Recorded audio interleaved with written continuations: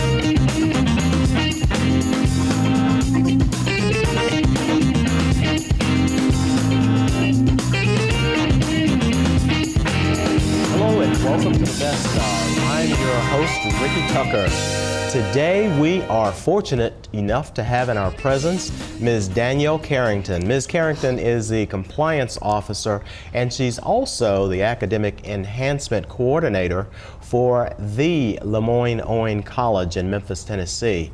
Welcome, Ms. Carrington. How are you today? I'm fine. Thank you for having me. Good. Thank you so much for joining us on the show today.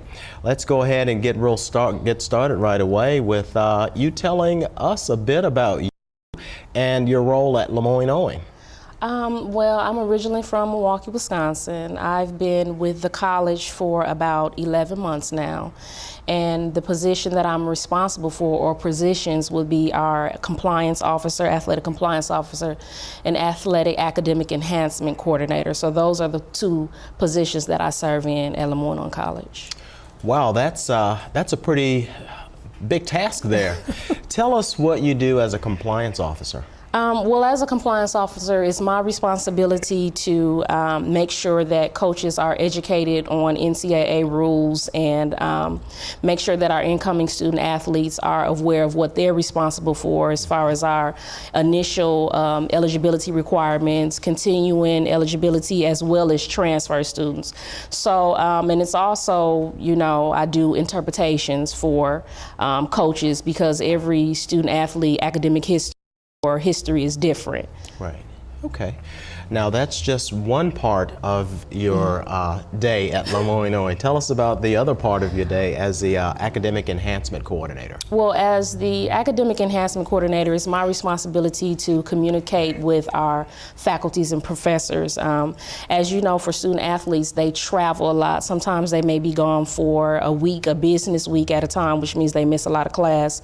I also set up some of our student athletes who may have been having problems in some of their subject areas, refer them to the tutoring center or our teaching and learning center on campus. And I also monitor progress towards degree to make sure that they are making their minimum hours each semester, as well as accompanying the grade point average, to say the least. I also serve in that role as to send out progress reports at 3 weeks, 8 weeks, and 13 weeks in the semester period, so that we can track the progress, so it won't be a last minute situation trying to find out what's going on academically with the student athlete. So we try to be proactive and start early and find out, you know, what the problems are, so we can provide the resources to help them be a success as a student athlete, because of course they're a student first. Wow.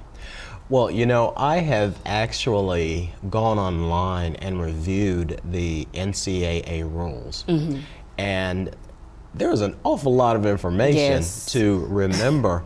One would think that you're getting a law degree with all of the information that you have to retain. Mm-hmm. And just by the pace that you're feeding the information to us with, it seems as though you have an awful lot of it committed to memory. Well, I do. What you have to realize about athletic compliance is that it's a lot of information in Division II NCAA. However, like I said, when you're interpreting the bylaws, it depends on the academic history of the student athlete because it's diverse. There's no case where a student athlete where it'll be the same. So, and in a sense, it is like, I guess, having a law degree, because if it's a situation going on with a student athlete with the NCAA, it can be like litigation. You're going back and forth, you know, basically trying to prove a point or explain the situation, as well as going through the interpretation of the bylaws that you're trying to explain or what you're trying to prove, because we're on one side, the institutional side, and just like they have their organization, the NCAA, to mandate things of how institutions are supposed to govern themselves, participating in collegiate athletics, or if you have an athletics program. So it's very tedious as well as complex. Yeah. And I would agree with what you've said, just based upon some of the dialogue that we've had. You've just had so many different directions. You've talked about how you work with the young student athletes. Of all of the things that you do, tell me what's the most interesting thing that you do within your job. Oh, the most interesting thing that I do at my job. I think it would be the interpretations, because that's just like if you're reading a bylaw and you're focused on a specific article, you may interpret it one way, I may interpret it a different way, and we must apply, once again, the academic history or whatever's going on with that student athlete.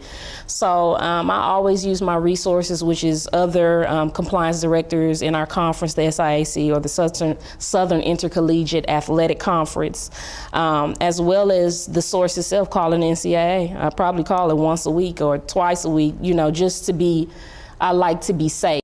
As I represent the institution, I want to make sure we're not violating any rules or bylaws. So it's just a safety net, to be rather safe than sorry. Yeah, and I think it's important for people to understand that your business is really one that's either black or white. And there are no gray areas there. And just from talking with you, it just seems like you really do an incredible job of keeping within those boundaries. And we applaud you just from those things that we've heard. Now, we know that you're probably the bearer of bad news sometimes, or, you know, some of the student athletes may be looking and saying, yeah, sometimes is an understatement. Tell us some things about that. Well, the students at Lemoyne College in the athletic department who are known as student athletes know that if Ms. Carrington is looking for you, most likely it's not good news, because it's probably going to affect them playing in their sport, and that's something very important to student athletes. And you're very right about what you said. With compliance, it's black and white. There is no gray areas. With our conference, the SIAC, as well as the NCAA, they set certain guidelines that we are expected to operate within. So that is what we do. And it can be on the other side, I guess, the human side of it. When a student athlete finds out that they're not eligible, that can be very devastating to them.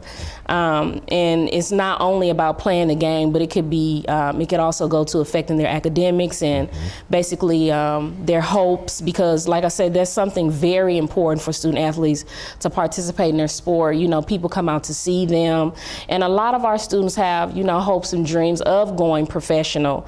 But I always try to, as academic enhancement coordinator, that second part of my position always reinforce the idealism that you're here, number one, you're student first, athlete second, because the reality is your eligibility is going to run out.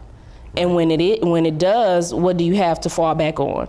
It's your responsibility to, you know, fine tune and gain those skills while you're in college. And being a student athlete is a great way that they can do that, learning teamwork as well as leadership skills as well. Absolutely. Well, you know, you really touched on something, and I must add that my wife and I have the pleasure of working with and talking with some young student athletes from time to time. And we were fortunate enough to have Coach Anderson, your athletic director, on some time ago. And what's his standard? He has a different spin from what most parents or most people would really think about as it relates to student athletes. I was really impressed with his standards for the athletes at Lemoyne. Okay, as I director, Coach William Anderson is very concerned about the academic success of our student athletes. As a manager, as my supervisor who I work under, as well as a manager of the coaches, I could say that he's very strategic.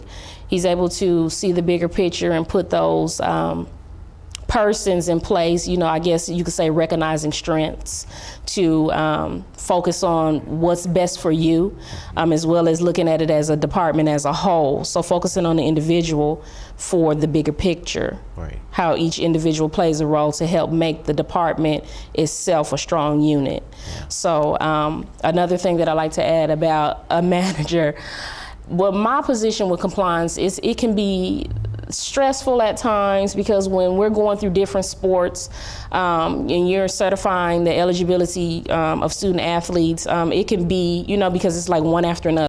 Everyone's case is different, and some may be easier than others, but some may be a little bit more complex. They went to 4 or 5 different high schools or took the ACT or SAT 3 or 4 times. So making sure that information is forwarded to the right individual. So it's really knowing how to communicate as well as that, and he sees what I do and sometimes the pressure, and he's very good at every couple of months I go and he allows me to vent to him about how I really feel and what's really going on in the department, my attitudes and my views, and he's good at that, and he's good at coaching, because after I come out of that office I feel much better. Great. And I'm back on it. That's awesome. And that really leads into something that I was just thinking about as you were talking. It seems as though there's a family unit there, just among the coaching staff and the players. But as you were talking, I was thinking in terms of, and we're going to talk parents, so that we could get some information to them and just some things that you'll expect from them and potential student athletes that hopefully will be looking at Lemoyne-Owen. But I thought, as it relates to you and the student athletes, I thought about a term, tough love. And I would imagine that's something that you have to share with them first, and then we're going to talk about Coach Anderson and his management style. Tough love for me would be 100% with our student athletes. Right. I believe in holding them accountable. I believe that they should be in the skill building point of their life, because after you get out of college and you've earned a bachelor's degree, or you earned a degree from the college, your family looks at you different. Right. You may have had family members who have never had the opportunity to go to college. Maybe it was your parents, maybe it was your grandparents, but you have the opportunity to receive higher education. So, and it's really when you get your degree, you go straight into a world of competition.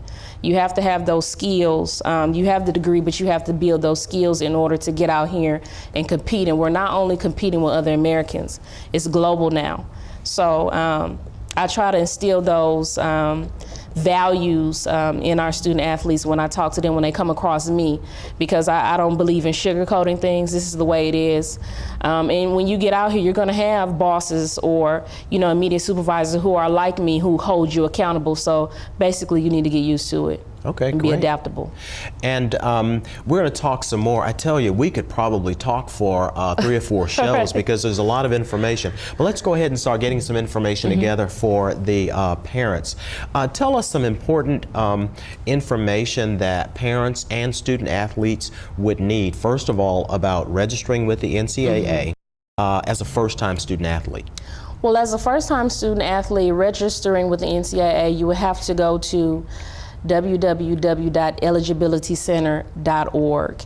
And what that does is that it'll register you, it'll ask you for a plethora of information, such as all the high schools you attended, making sure it won't you've taken the ACT or the SAT, because they're going to require all of this information as an